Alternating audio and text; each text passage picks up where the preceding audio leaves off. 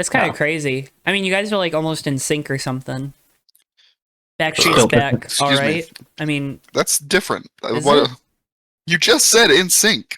look, I have an SVG diecast right here, autographed by You have an SVG hat, not autographed. well, because I didn't want him to autograph my hat. Mm-hmm.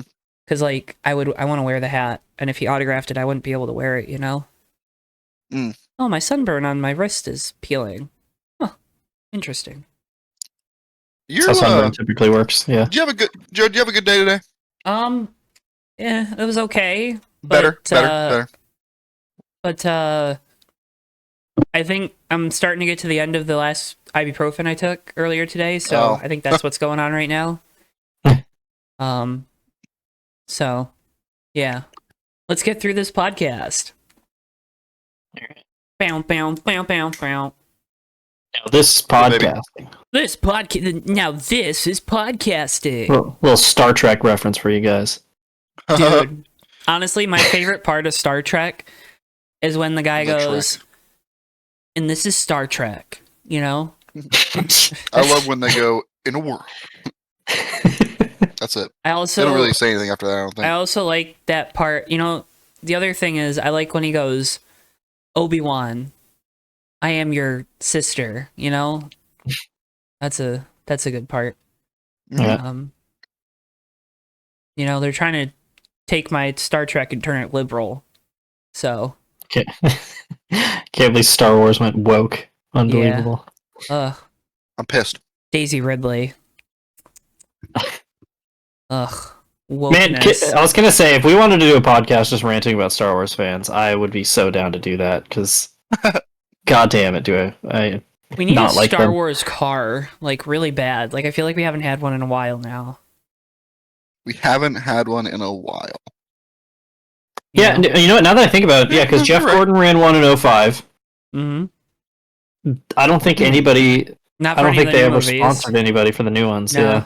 I know there was like a Captain America Civil War Skittles car Oh, yeah. that was like green and red, which I didn't realize Captain America was green, but hey. That's Yeah, who cool. knows? Um I don't know anything about Marvel, so you that's could have okay. probably lied to me about that, so. oh, okay. Marvel's cool. Yeah, That's some cool Marvel's cool. stuff. Yeah. Yeah. I like, Like it when, Daredevil. I like it when the guys go, "Hey, this is marvelous." You know? I like up. Batman. Anyways, this is Fake Racers Podcast. One of us had a driver that we like win the race this weekend. Oh wait, I think we all like the driver. So Drivers. Woo! Yeah, baby. It was a good weekend for race winners. Like, it was. yeah. pretty likable across the board. Yeah. I Yeah. don't know. Which one do you want to get started off first with, or get started off with first here, Jeff? Well, let's start with Well, Kyle just- Kirkwood winning at Gateway. Oh, I thought we were going to start with George Russell. Oh, no. Sorry, I'm only talking about races that people actually paid attention to. There was an IndyCar race? Don't ask Wait, Chevrolet. was there a MotoGP race this weekend? Don't ask Chevrolet because they still Don't haven't ask. won one. Shout out to Kyle Kirkwood and Alex Pillow. They have won all of the races this year. Also, shout Man. out to Fox for some of the worst broadcasting, I think, ever. I was going to say, do we want to just knock this out of the way Yeah. since we're talking about it? No, that's the bit. Big shout out to, I think we mentioned this a couple weeks ago, but like Fox had this great ad campaign, like hyping up all the different, like, oh, there's Pato Award, there's Joseph Newgarden, and we have one guy that they did a bunch of press for winning everything, and then when he's not, it was like, oh, and this other guy that nobody cares about, Yeah, he's winning. because he drives Don't Andretti. Don't look at what Pato and Newgarden are doing, especially Newgarden. Don't pay attention to what gonna happened say- to him. Don't look at Newgarden. Oopsie Yeah. doodles. Don't look at him. And he's Nothing on his happened. roof. There's nothing to worry about. He's fine. That clip of the the B-roll they have of, like, the drivers in the studio as they're going to commercial, like Joseph Newgarden, and then him upside down immediately after is one of the best things I've seen in a while. Also, shout out to the cameraman. Rest in peace, Fell. King. fell. He's That's fine. like- Yes, He's I fine, but forgot. his like career is over. dude, that is like everything. You fell with the camera. People fall with cameras. Like people have like But they gotten were their cameras hit on by the cars, camera. and then they fell, and then they were in the shots. Oh my god. Honestly, if that happens to me, I'm throwing the camera. I was gonna say I'm just quitting. Like, I'm Yeah. throwing I'm the done. camera. Probably quitting too, but throwing it away and pointed away from me. but yeah, that was the only notable part of IndyCar at Gateway. Oh, and the fact that they were able to move the St. Louis Arch to Illinois. That was pretty cool. They were able to do that. It's impressive. I mean, I can't believe they did it's a that. feat of engineering. Also, the big fire explosions on the back straightaway, and all the spotters and drivers, both like spotters from all the way across the track, were like, "Hey, I felt that," and the drivers were like, "Yeah, me too." Yeah, but that's cool. That is cool. It was just Yeah. funny. It was just Yeah. notable to me. We gotta blow more shit up. That's what That's we should facts, do. actually. All right, and It was actually a pretty good race, Yeah. but bits aside, and, Connor Daly was fucking wheeling. and George Russell Dude. won the F1 race. I think did Yeah. Red Bull win their protest? I don't know. I don't follow F1. No. No, they did not win their protest. All right, cool, good. Anyways, let's go to Mexico. Let's go south of the border. Yeah, Pew, baby. pew, pew, pew. SVG dominates NASCAR's Cup Series maiden voyage to Mexico City, and Autodromo Hermanos Rodriguez. To ass. Shout out to Dale Jr. for his awesome pronunciation of the track name in the Amazon commercials He all hit week. every syllable It was and great. stuck the landing I on feel like- everyone, baby. I feel like they were like, Dale, I want you to read this in the most Southern hick way possible.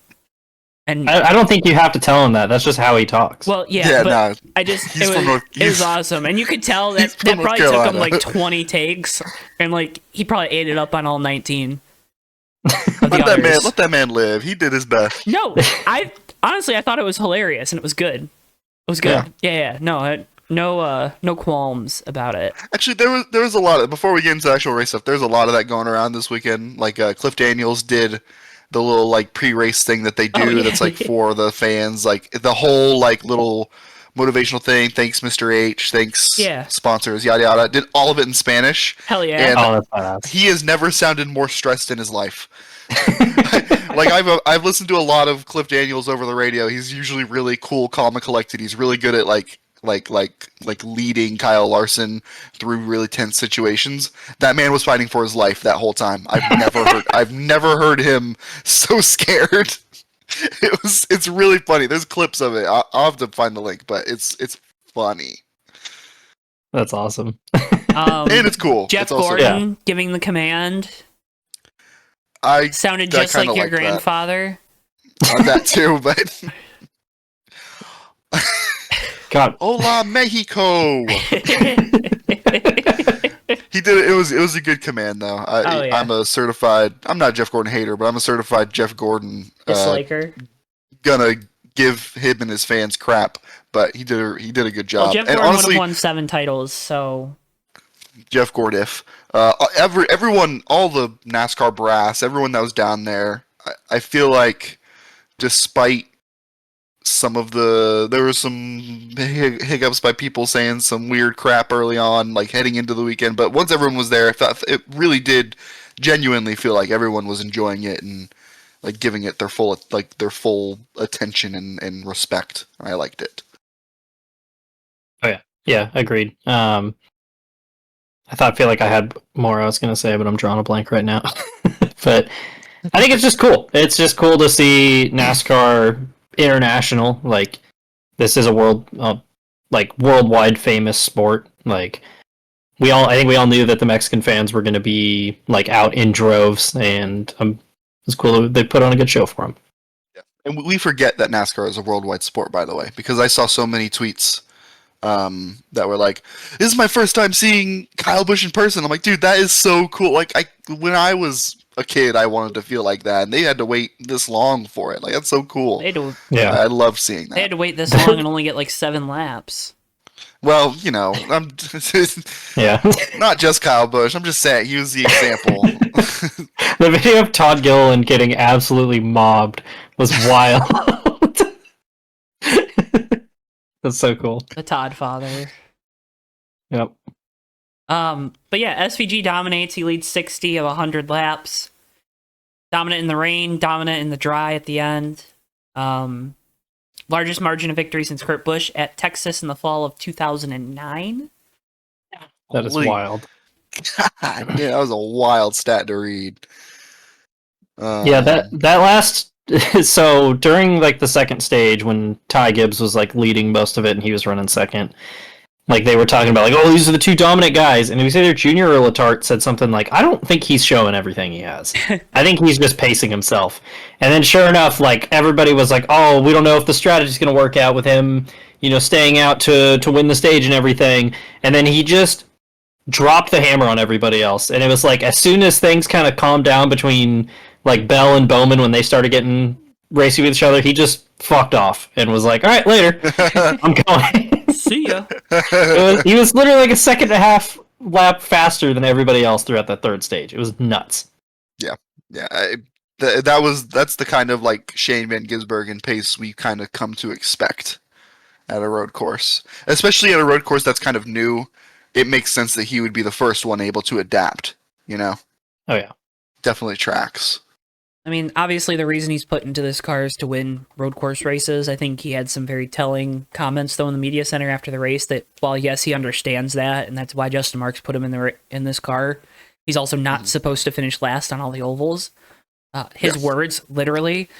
So, and that's the reason I adore the guy.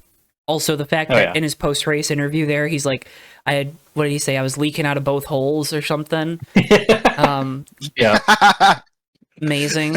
Love him. Did say that. But I think it goes to show that, again, he's got a good personality, and if he was 10 years younger, the runway would be so long for him, right? Oh my gosh, yeah. Yeah. And that's the only thing that's, I think, going to hamper his career, is he's already, 34? So... I don't know. I mean, that's still time. That's still time to be dangerous. Yeah, that's what... Especially in NASCAR. 6 to 10 years? Easy. Yeah. Easy, if you can make it stick. So that's... Yeah, I mean, it's still plenty of time, but... Imagine if he was 24. I guess that's what I'm saying. You're right. Like, the thing that makes me wonder about him is, like, a big part of why he's so good now is this car is so similar to the V8 supercars that he's driven for a decade. And it just makes me wonder, like, what could Marcus Ambrose have done if he was coming over to NASCAR now? Like, because Kevin Harvick swears up and down that Ambrose could have been a Cup champion if he was put in the right spot. I was like, imagine if we threw him in this car, too. Like, that would have been so cool. Yeah, like, and again, we've said this like 1,000 times, but it's just so cool that somebody this good and at the height of their power is like, no, I want to go try this other thing. Yeah. And I want to come race in America. Yep. Remarkable. It is. Talked about an early wreck. Kyle Busch had a day that he could not have. Kyle Larson also got collected in it. Steve Letarte was not happy that Kyle Larson had the fastest lap. That was really funny. Shout out to Steve. Always, once a crew chief, always a crew chief. They were going out, but they kind of were doing the situation that I talked about at the beginning of the season that I wanted to see, where someone in the back was just putting on stickers with low fuel and was just going out trying to run quali laps. Yeah, and it worked out, and they got the point. Yep, that's hard. That's so cool. That's awesome. Yeah, I'm ecstatic about that. It was funny too because it was one of those things where like his car was destroyed, and you could tell just by like the way he was driving that he was absolutely wheeling it in those last few laps, trying to get the fastest lap. It was so good. Oh man, that was a funny wreck, by the way. Like everything that happened, like Zane Smith did the same thing, but all of it happened so fast and so close to each other that it just looked like Kyle Busch did all of it. Yeah. And like Kyle Busch's day was done after that, but like optically, like from that camera view that we got of the accident in the first place, everyone is crashing and Kyle Busch just drives off. And I was cracking up because it just looked like he was fine and everyone else was like left like a path of destruction in his wake. Just showed up to turn 1, dropped a bomb, and then was just pieced out. just drove away. It's so funny looking. I mean, that was the thing. Like AJ Allmendinger got collected up in that. I feel like he was a guy that could have competed at least for a top 5, right? Yeah. He still had a decent recovery. He still finished 13th. Yeah, 13th. top 15. It's not going to help him now in the points since SVG won. No. But No. I don't know. Ty Gibbs couldn't pull through. Talked about him leading a lot of that second stage, but third stage, it just felt like they burned the tires off of that car. He started getting passed in the last 15 or so laps by guys. I think that was just more inexperience out of him. I was just about to say. Mm-hmm. Yep. Well, and they got screwed by that caution in the second stage too. Yeah. When they tried to run long, and then I think it was Hocevar stalled it, spun around sideways in the Parabolica, and it's basically over from there. Stalled it. He had a hell of a day too. We'll get to that. I wonder if Ricky Stenhouse is going to whip his ass. I loved what Ricky said after that. I was like, I'm gonna wait till we get back to the U.S. When we get back to the U.S., I'm gonna whoop your ass. Hey, he knows. Oh my god. He don't want to end up in no pokey. Right? Yeah, a lot of people pointed that out though, because Chase Elliott was in the same spot that Ty Gibbs was in, and Elliott kind of took it easy in the first few laps because like Ty Gibbs was up to 10th after like a lap. Yeah, it was nuts the pace he was running, but Chase Elliott took his time and then was up there in P3 at the end while Gibbs was fading and looked miserable on the podium. By the way. Yeah, did you like that picture I had the J-Ski article pulled up just for like refresher on stuff, and like SVG is thrilled. Christopher Bell's like, all right, and Chase Elliott just wants to go home. We did get a smile out of them when they started doing the champagne thing, but the bottles there wasn't enough champagne in them, and it just ended really fast, and it was awkward. You gotta get a big bottle of champagne if you want to do the champagne spraying. Yep. Bastards. It's a funny picture though. Yeah.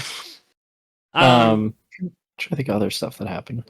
I mean, just in total, Ryan Preece wins a stage, but is still how many points out of the playoff now? Because again, the bubble has shifted once again. Yeah, and he got that penalty. He had to make a charge late, which was impressive, by the way. It went P33 to P15, pretty good, but crazy that he was running the Colgate car. I'm just saying. I still think that was crazy. Insanity. What other? There's the Cole Custer. Not really gonna make any moves playoff wise, but good run for 10. him. All day was top 10. He had a very good day. Yep, John Hurt Nemechek got up there at the end, P6. Michael McDowell, obviously P5. He was up there. Eric Jones had a top 15 as well. Eric Jones had top 15. Wait, no, he didn't. Oh no, he finished 17th. Yeah. I swear, it felt like the entire race was just Eric Jones, Ryan Blaney, and William Byron just beating the hell out of each other for like this entire race. Like they were just fighting for who was going to run 7th. Yeah, you know what the best part about that is? One of those cars is not like the others. No, you're right. It was just funny. It was like every 2 laps, it was like, oh, and it's Blaney and Jones again. Let's see what happened here. There's also the one where I think it was Austin Dillon just got like slammed twice in one corner by 2 people missing the corner. Because it was like somebody moved him out of the way and then Chase Elliott just dive bombed and just door slammed him too. Oh my god. It was very goofy. It was a funny race. Oh god, I just realized that Ty Dillon finished down in 33rd. He ran great all day, and then I don't know what happened to him at the end. I noticed that Ty Dillon. But I'm going to say this right here. I'm going to say it on this podcast. Ty Dillon is a rainmaster, and if we ever have a road course race that's fully wet while Ty Dillon is in the Cup Series, he's going to get a top 3, and he might win. I'm booking it right here. If you see rain in the forecast for a road course, he's going to be up there. Hey, Chicago. Hey Chicago. Remember when he like won a stage in the rain or whatever it was? Wasn't that at Coda, I think? Hold on. Because there was that year he drove the 96 car that one year, and I remember him being like pretty good at Coda, if I recall correctly. I don't know. I can't remember. I'm looking. Y'all vamp. I'll find it. While Davey's looking for that, there was also we briefly mentioned him earlier, but did you see the DVP stuff with Zane Smith? Yeah. That was Hey, you gotta so drive to the goofy. garage and then you can just turn around and drive back to the track. Yeah, they missed the timer by like 3 seconds, and so like, hey, you got to go do a 3-point turn in the garage real quick, and then they'll let you back out on the track. It's just waste Zane Smith's time. Why not? God, what else? Riley Herbst. Great moment at the end of the race where he almost killed whoever that was. Stenhouse. It was Stenhouse. Stenhouse, yeah. Not the Which, first time it's he's done funny 'cause- this. Yeah, people posting the clip of him doing that in Xfinity also. At Sonoma.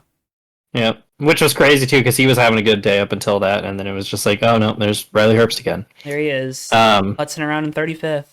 Hey, matches the car number. Yeah. Yeah.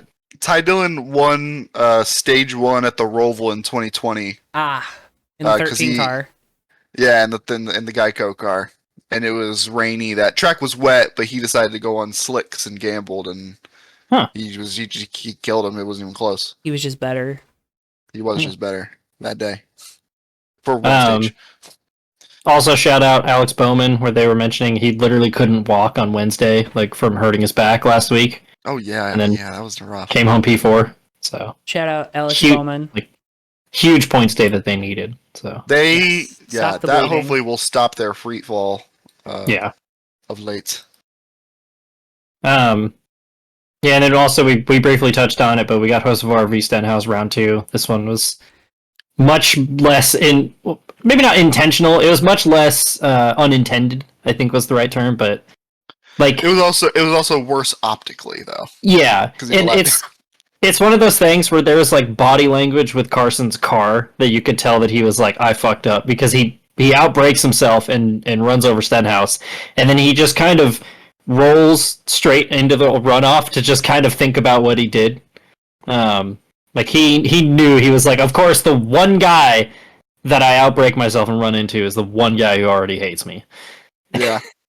Honestly, to me, it's like, once again, this is just Carson Hocevar just having patterns. But like when he in the Truck Series, when he wrecked Corey Heim, like he sent it, and you could tell he was really trying to keep it off of him, but it was still a really dumb mistake. And there's still, it still was pretty dumb looking. It was the same thing, same exact vibes. You could tell it was a mistake, but it was dumb. And this one was dumber because he was a lot down. Yep, yeah, that too. Come on, man, dude. Yep. You gotta do better. Do we want to talk about the other regretful thing that he did this weekend, or do we not even want to touch that? Wait, he did something I'll just say else? that it sounds like he learned a lot this weekend. He said some, I guess ignorant would be the right way to describe things on a Twitch stream before the race about his experience in Mexico, which he was trying to say, like, there's some goods, but there's also some things that I've not enjoyed, and he used a term, nothing like, not like a slur or anything, but just a word that has a bad connotation due to a certain person in a white building saying like 8 years ago, and people held him responsible for it. And we were talking about this last night, but he had what seemed like a pretty genuine apology about it and addressing his own ignorance. It seemed like because he said that before he even got there. No, he said that like it was after practice is what he was saying. Oh, okay. Yeah, okay. I didn't know that. Yeah. So, and I mean, it kind of goes in line with the on-track stuff where it's like, he seems genuinely upset, but like, use your head, dude. Like, yeah. So. But his head's up in Gotta the be smart on clouds, that ain't one. it? Seems like it. So. Oh, he is tall. Because he's so tall. But it's like what I was saying, like, the whole point of holding people responsible is to expect change, and like, he seemed very genuine about it. We'll see if he does change from it. Yeah.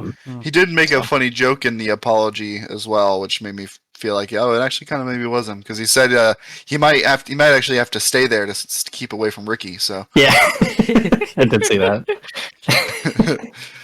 Fair. So yeah. All right. Well, playoff bubble is crazy. There's some road courses coming up. There's 2 super speedways. Oh my god, and Pocono coming up. And Oh my Pocono. god. Pocono. Can you imagine? Turn 4. Can you imagine if we get like over the next few weeks, like McDowell and Allmendinger win 2 of the road courses, and then we just And have Ricky like wins Atlanta. yeah. Oh my god. Let's Sorry, set the Bubba chase grid on Wallace. fire. You are no longer in the playoff again this Yeah, year. this is officially the Bubba gets screwed out of the playoff part of the year where he's going to be running like a solid 7th in the standings overall, but there's going to be Shane just Van one Gisbergen, winner. 28th. Dude, yeah, we're at the business end of it where it's like you got to look out for them sneak winners. The chairs are starting to shuffle. Playoffs are I'm the so biggest Shane Van Gisbergen fan right now on road courses. If I'm any of those guys, that's hanging out by a Yes. thread. Yes. No Allmendinger, no McDowell, no Gilliland.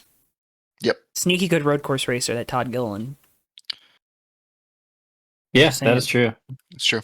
And Cole Custer. Like, Yep. There's a couple guys on road courses that are actually pretty decent that Yeah.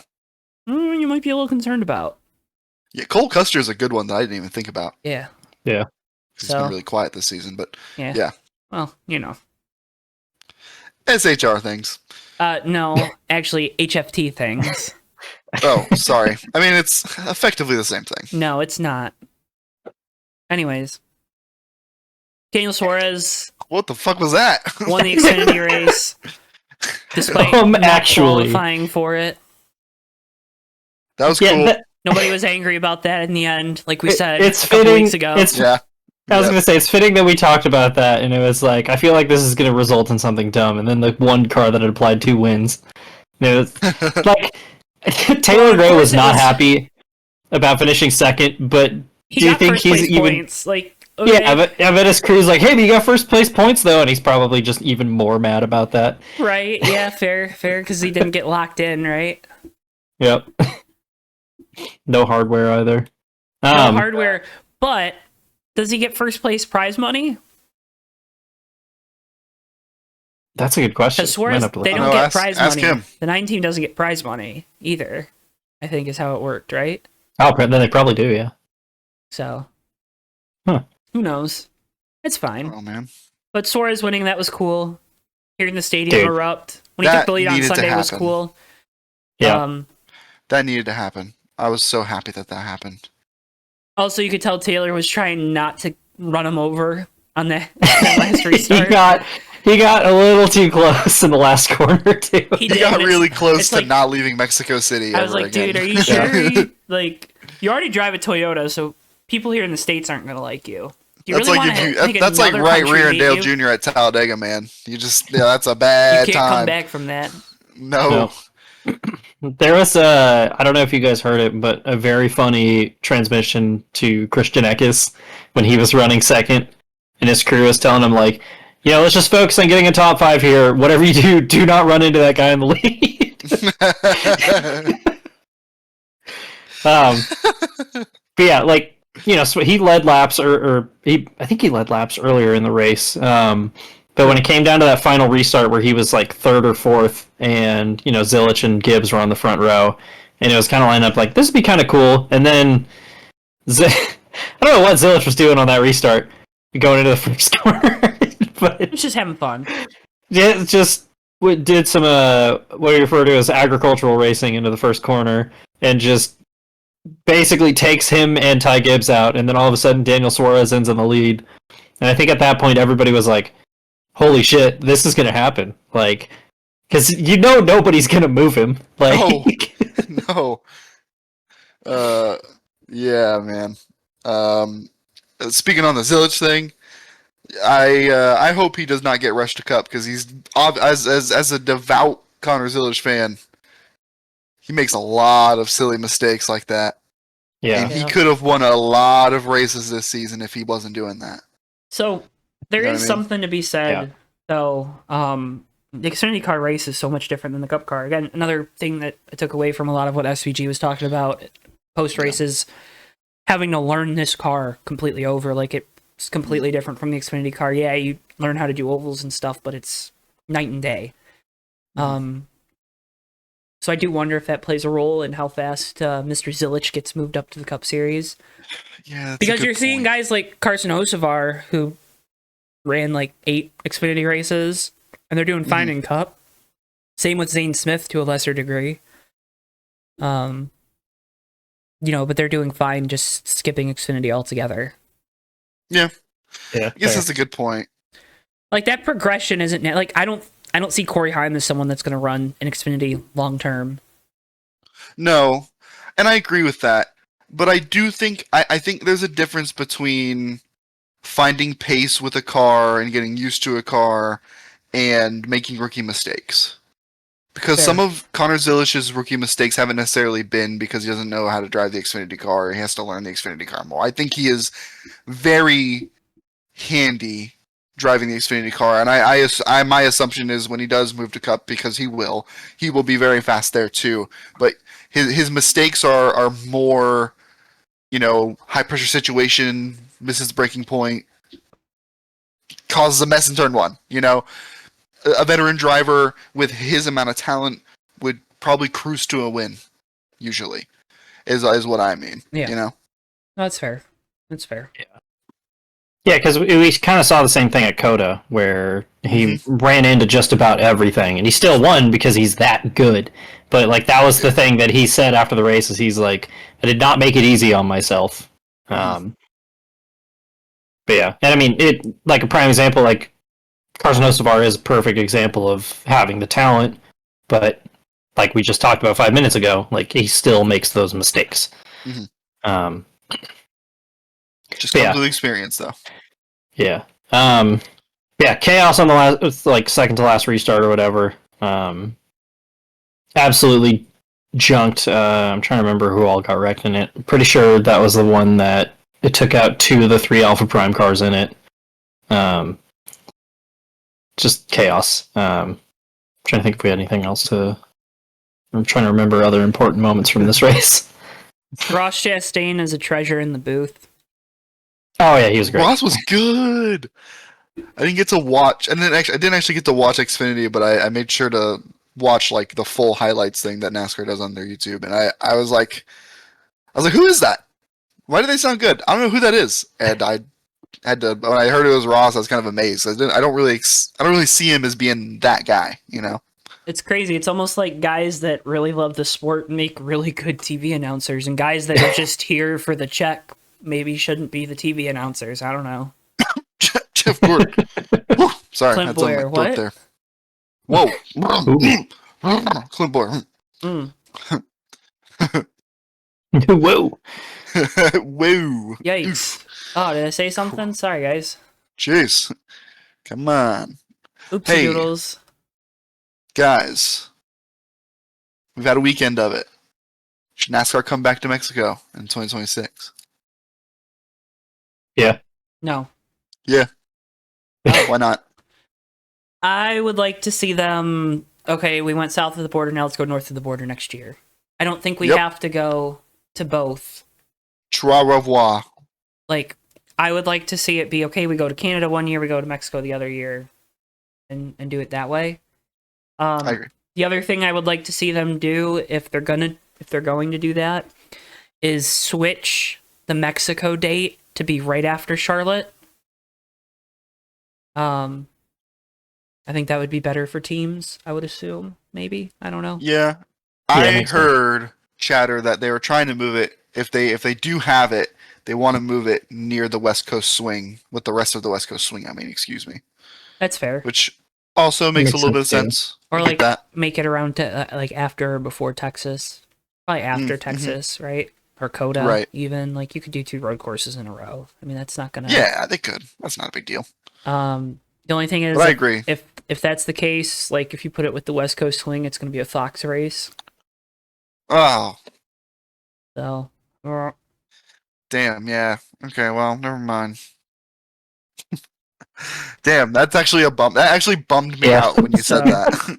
I mean, again, it all depends on what Fox's coverage looks like next year. I'm hoping it looks a little bit different, maybe, finally, but I've been hoping for a couple of years now. Yeah, no. Because Good luck. there'll be mariachi music playing the entire time. But I joked with Weaver that I'm surprised there's not a yellow filter, and we were like, if it was on Fox, there would be, and so right, that too, yellow Right. filter, to let us know that it's Mexico, of course. because Have you guys ever seen that meme where it's like the World Cup soccer match between Poland and Mexico, and half the field's yellow and the other half is gray? oh man, That's good. That's good. those are my people, man. That gets Joe. Yeah, that's a Joe stray. Ouch. But I mean, no, that's more of a dig at media, but okay. fair enough. But I am the I mean, media. yeah. Oh, I am the shit. fake news. Defund the media. Defund me. Defund JTN. Please. I mean, we're not getting paid already, so Yes, that yeah. ship has sailed. Make us start paying to upload videos. You hear that, YouTube? Fund us, so then you can defund us. Yeah, right? Donate to us so then the following week you can stop your weekly donation. You could cancel Let's your go. Patreon Yeah. subscription. Race cars. No, I think, again, if you want to build up scarcity, which maybe you don't need to do that with a race like Mexico City, where it is so unique on the schedule compared to everything else. But if you build up scarcity, that helps the event in terms of how many tickets you can sell year to year. So maybe you do next year in Canada, and then you do the following year back in Mexico, and you just kind of rotate between the two if you really wanted to. Because I don't know what race we take off the schedule to add a stop up in Canada outside of them taking Iowa away, because I feel like that's what they would do. And I don't want them to do that, because that was a good race and a good track. Yeah. And a part of the country that I think is underserved for motorsport. So, that's kind of where I stand with it. The other thing you could do too, you could do Mexico or Michigan and then Canada easy back to back too. Or if you schedule it correctly, you could have NASCAR go up to Montreal the week after the Coke 600, and that track should already be ready. Infrastructure should all be there. That's kind of fire, actually. Since F1 wants to compete with the Indy 500 for some reason. Ooh, yeah. I forgot about that. Yeah. Yikes. Stupid. Just Good luck. fucking stupid. Good luck, bud. Have fun with that one. They won't. The problem is, internationally, they'll be fine. Right? Like, that's the way I see it. Internationally, they'll probably be fine. But in the US... Yeah. It's wild how, like Liberty Media, when they bought F1, kind of, drug them kicking and screaming into the internet age. So I don't know if a lot of people remember this. Prior to, 2017, you just couldn't find anything F1 related video-wise on the internet. Mm-hmm. Yes. And I don't know why they just had a hatred for the internet for some reason. Yep. And so Liberty buying F1. Okay, real quick. They hate the internet because they're rich old men. Continue. That's true. Yeah. But it's wild how, despite the fact that they've made F1 so much more accessible, they've also made me hate F1 now. Well, because they're doing the same thing the NFL has done in the last 5 years, right? Yeah, they're NFL trying to has lay claim to everything. Exactly. The NFL is trying to lay claim to Christmas Day now. They're trying to Black Friday. They're,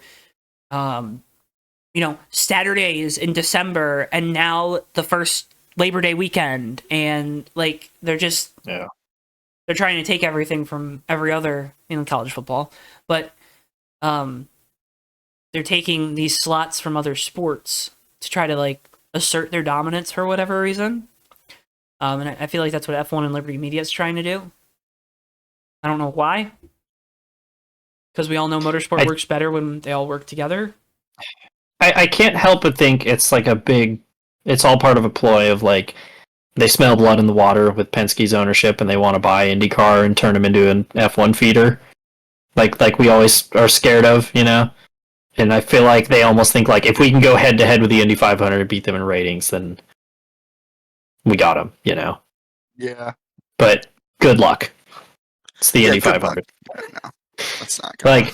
I follow IndyCar. I'll watch occasionally, but I watch the 500 every Right. year. You know. Yeah. I did not watch the Canadian Grand Prix this year, so even though it was one of the few races that I can watch at not 3 a.m. Right. So good luck. True. It's very true. Yeah, I really want to watch Max Verstappen's temper tantrum that he had this weekend over the greatest spectacle in motorsports. Yikes, man. I don't know. That'll be fun to see play out next year. Yeah. I don't think it's gonna work out how they think it is. Hope not. I doubt it. All right. Well, I didn't have anything else from the shop this week. Really? That was kind of a good accidental from the shop. Yeah. though. I played the sound effect. It'll come in on my end. Beautiful. Is there anything though? Hold on, let's see. Patrick Emerling is running a Spire truck. That's the only thing I can think of. Brendan Poole is Oh. doing a double. This is pretty yeah. cool. This isn't a big deal, but ESPN is going to do Sports Center Live from Dover Motor Speedway. Okay. Cool. Oh yeah, I did see that. That's cool. Is that not cool? Uh, Hold on. Pause. Is that not kind of cool? ESPN is finally acknowledging that NASCAR exists. yeah. Right. I don't know. I think it's pretty cool. I think it's pretty nifty. Wait, let me see if there's any other motorsports news that we can report on. Sports news. Le Mans was reviews. this past weekend, but Oh yeah, Probably Forgot the about that. worst Le Mans I in like 2 decades. I saw the video of the groundhog getting demolished. I don't know if that was at Most Le did, Mans. yeah. Late Night Le Mans is one of my favorite things because the announcers just kind of lose the plot, and they're that quote about like de-rabbitizing a car or something like that because somebody hit a rabbit was so funny just to word it that way. If you are someone who doesn't really care about endurance racing, I encourage you to do so, mainly because when they do the 24-hour races, because Le Mans, Daytona, the like 1 a.m. to 5 a.m. crew are running on pure vibes, and it is infectious. It's like what? Oh god. No, you go ahead. I was gonna say it's like watching like a speedrunner or a Twitch streamer who's been streaming for way too long, and they're just losing it, and they're just like whatever random shit comes up in chat, they just start talking about. Like probably nearly a decade ago at this point, but I remember I was watching it. I was watching late night Rolex stuff with Weaver, and they were talking about the Yoo-hoo chocolate drinks for probably half an hour. Wasn't there one where wasn't there one where they were talking about like crystal meth or something like randomly? Well, yeah, they were like the only thing that could replace cake at 2 a.m. at Le Mans is, and then the other announcer interjects heroin. No, it's not that. Heroin, that's what it was. Yeah, It's like something like that. But he said heroin. Nope, it's not that. And just moved on as fast as they could. Oh my god. Anyways, all right. It's just like an unedited podcast. It's great. It really is. Let me just. All right, let's keep this going. Matt, what was your bottom split moment of the week? Mine was I'm trying to think of how to word. Well, Brian Wilson died. That's mainly my bottom split moment, but not and more of in like a celebrating a great figure in music. If you haven't, go listen to Pet Sounds. It's great. Brian Wilson, one of the great musical minds of our lifetime. My bottom split moment could also be that Mike Love has outlived Brian Wilson, but that's a little mean. So, but yeah, the Beach Boys are great. Go listen to Pet Sounds. Oh, yeah. Rest in peace, What's Brian your Wilson. bottom split moment? Dang it, Davey. My bottom split moment. I mean, I have a couple, but the one I'm gonna share on here. I'll tell you boys the other ones. It was spicy. Spicy. That's on the Patreon if you want to hear that one. That's right. Patreon. Bottom split moment this week goes out to the electrician at work for not having my shit hooked up in time and causing us to be delayed a little bit, and then giving me attitude when I asked, "Hey, are you gonna install an outlet?" And then pretty much Hey, telling are me, you going "Well, to I'm," do your job? him being like, "Well, we're not gonna put it in until the machine's here," and I'm just sitting there like, "But I can tell you where I need the outlets." and I can run this thing called a cord to the outlet. Question: is the electrician union? No. That's your problem. Yep. Yep. There you I'm go. not biased. My dad is not the president of IBW 340 or anything. So, No, it's just it was, and then the electrician didn't show up one day, too, and then showed up the next day, and then I was getting attitude. So, and Yeah. then had the audacity to be like, "Yeah, I don't want to have to deal with your boss anymore." And I'm like, "Well, I'm Oh, also having, I'm that's also your having, fucking job. I'm So also What? getting, I'm also getting the inquiries from my boss about you doing your job. So please just do your job because I also don't want to have to keep talking to my boss about this." oh my god. Boss moment yeah, of the that's week. stupid. Electricians. Mm-hmm. Davey, what's your bond split moment of the week? Oh man, I thought you'd forget about me. Davey, I can I never didn't really forget about have you. too bad of a bomb split moment, really. I think my most bomb split moment is what happened about when did we start recording? Like 55 minutes ago when I went to go get this hat out of my car, and I looked down when I went across, because I went over to my driver's side and I like reached across the seat to grab my hat, and I looked down, and in the cup holder were my keys. For like 2 days, they were just sitting in the cup holder. No one knows that. Lauren doesn't know that. She just saw me. She like pulled up with my chicken pad thai. Thank you, Lauren. She pulled up with it as I was going to get that, and she didn't notice that I walked back in with 2 sets of keys because I was like, I wonder where my other set of keys are. I'll just grab the spare to get the door open. Yeah, no, they were just in the car. Sorry, Lauren. My car didn't get stolen though, so that's pretty cool. So if anyone's in Davey's area, shoot me My a keys aren't text. in there anymore. I can send you his address. His keys might be in there though. The next time you drive by, They It's might- worth- yeah, it's they- worth they might checking. be. it is worth checking because you could find yourself the owner of one sick Corolla hatchback. It's true. You really could.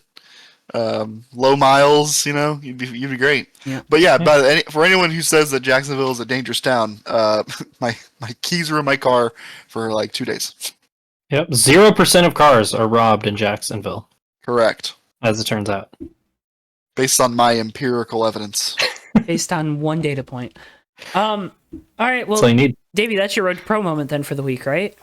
Yes. Awesome. How was karting? That would be my Road to pro moment? yes. I was waiting for you to say it because I was waiting to be called upon, but you didn't. You just kind of asked me about it, and it was just so cute. I don't know. It was good.